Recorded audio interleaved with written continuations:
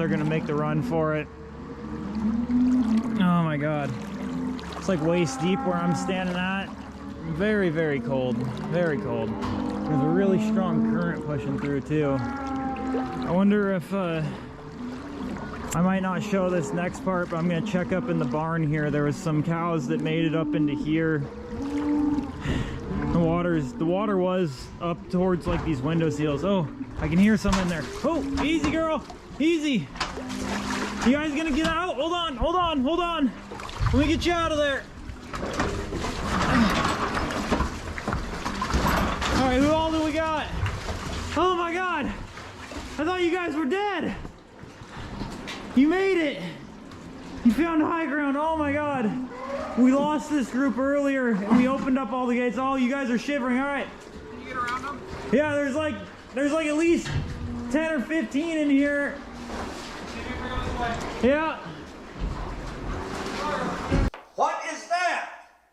What the fuck is that? We have sustained heavy damage on our farm. A lot of our barns have sustained damage. They'll need to be taken down and rebuilt.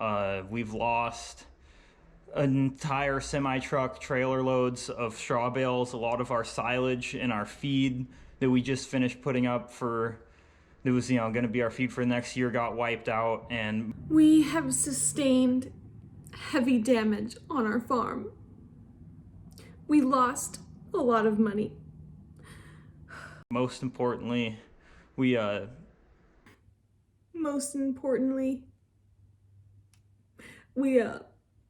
lost a substantial amount of our herd.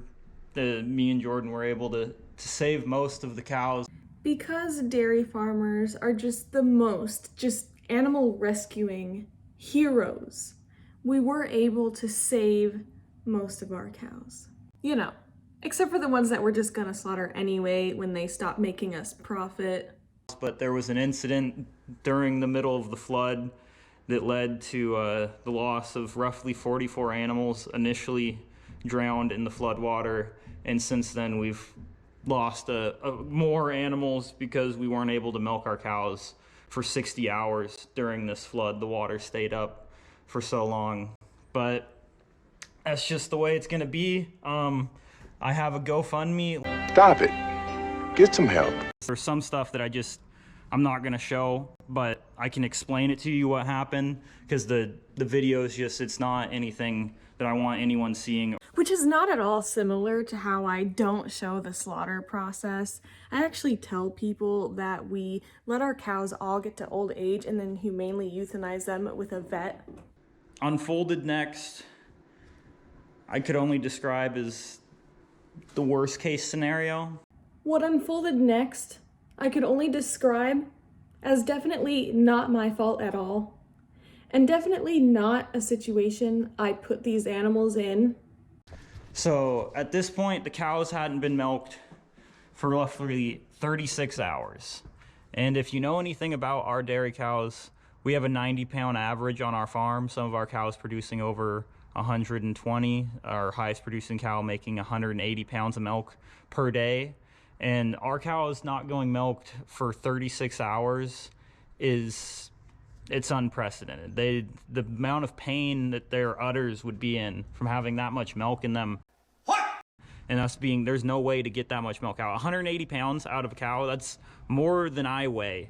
There's no way that we could strip any of it out of them. There's no amount of calves suckling on them that would get that much milk out of them. So what our cows did next was the worst case scenario. Like I said, they wanted to get milked, so they stampeded and smashed through the gates, corralling them in, and ran towards our milking parlor, which at this point had probably around 4 to 5 feet of water in this area, and the cows went right into it, not knowing the danger or anything. They're dairy cows. They don't know any better. They just wanted to be milked.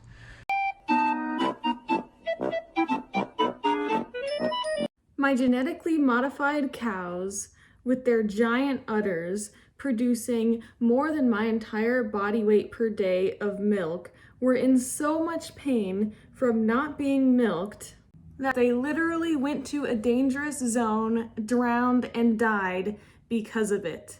And it definitely had nothing to do with me breeding them into existence to produce more than my entire body weight per day of milk and selling it on my farm. So me and Jordan went in after them, and you know, it probably wasn't the best of idea to go in the water after them. It was extremely dangerous on our part, but the flip side of that being that all of our cows would have drowned had we not. Snow melt, rainwater, it's freezing cold water. It is unbelievably cold. As we hit the 3-hour mark of being in the water, you know, me and Jordan, our vision, our speech, our extremities, I couldn't feel my toes at this point. I couldn't feel my legs for the most part. I was stumbling. Things were starting to get blurry. And that is why, on my journey, I am no longer vegan. Wrong script! What? This is not the ex-vegan parody. Oh, really? It sounded just like an look, okay, sorry, my bad. But there were still cows that we could see that were alive. So we kept going back. We went back probably 4 or 5 times. And it became very clear that we weren't going to be able to get them all. And it became very clear that we were not able to save them all. So that we can raise them to about 4, 5, or 6 years old so that they can collapse from being over milked and having their babies taken away from them repeatedly and have to pick them up with our forklifts and put them on the slaughter truck to become ground beef. At this point, this is when I realized that the water was too deep. We couldn't, because if we tried to swim through this water, there's a high possibility we're going to drown at this point. At this point, this is when I realized that I am actually the victim in this situation. We did everything we could. I don't want anyone to think anything otherwise. It's been really tearing up me and my brother over thinking about, but we did everything. There was nothing more that could be done. We did everything we could. And I don't want anybody thinking otherwise, because I need to have a good image and people donating to my GoFundMe. It's just tearing up me and my brother, thinking about what we could have done differently. Like not breeding animals into existence to be genetically modified to produce more than my entire body weight per day of milk, so that they're in so much pain that they go into a milk parlor and drown, and that we take away their babies, kill the males, and slaughter all of our cows when they stop making us profit. Notable among the dead, cow 110, my sister's favorite cow. You can see her in a lot of my videos. She's a super tame, super nice cow. She did not make it out. Notable among the dead, cow 110, who we just love and care about so much that we repeatedly forcibly impregnate her, take away her babies every time, exploit her for her milk that's meant for her baby, and will eventually send her off to the slaughterhouse. This is a family dairy business, and we really love family. Like my brother, Human 714, and my sister, Human 199. Kevin, the bull calf, who I have multiple videos on. He was in the beginning of almost all of my videos. I saved him from a swamp when he was just a baby. He did not make it out of the flood. And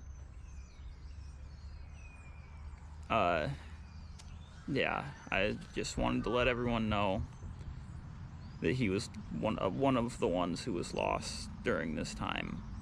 As well as this bull calf that I saved. Unlike all of the other bull calves who either are raised for veal or raised to become meat or just killed on the first day of life. I just wanted to let you guys know that. And that I am a hero.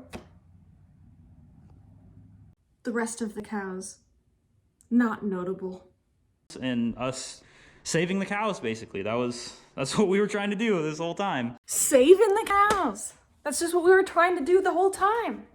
By getting into an industry that maximizes the amount of emotional abuse, sexual abuse, kidnapping, and death possible for cows. It's what we were trying to do the whole time. But yeah. Come on, girls. Come on. Go, go, go. We're getting you out. Oh my God, it is so cold. I'm just having clothes on. They started moving when I came out here. And they're heading towards the high ground again, where they can actually get food. Come on, girls! I'm trying to make sure they don't go back this way. That's where all the cows went and drowned out earlier, so you know. Come on! In all seriousness, just like all the other animal agriculture industries, the dairy industry is filled with unnecessary torture, violence, abuse, and bloodshed towards animals. Watch the short 5-minute video called Dairy is Scary here on YouTube. Also watch the documentary Dominion free on YouTube or at watchdominion.com. We don't need dairy.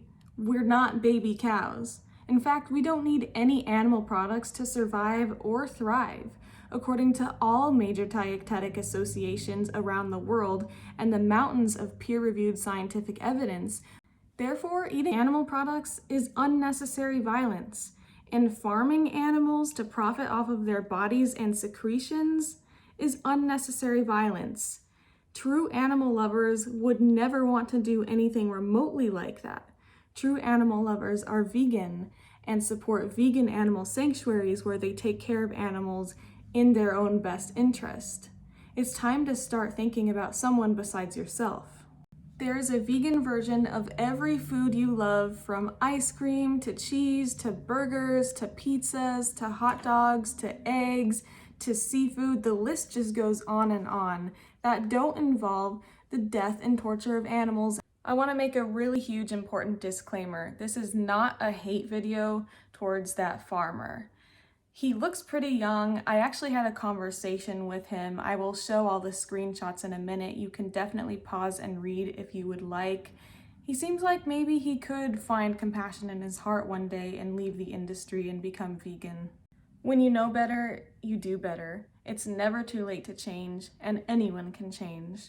My intention here is just to make fun of the absurdity and ridiculousness of the way he's acting, the way he's justifying it, and what he's doing to these animals. I do have compassion for people who are born into families where animal farming is all they know.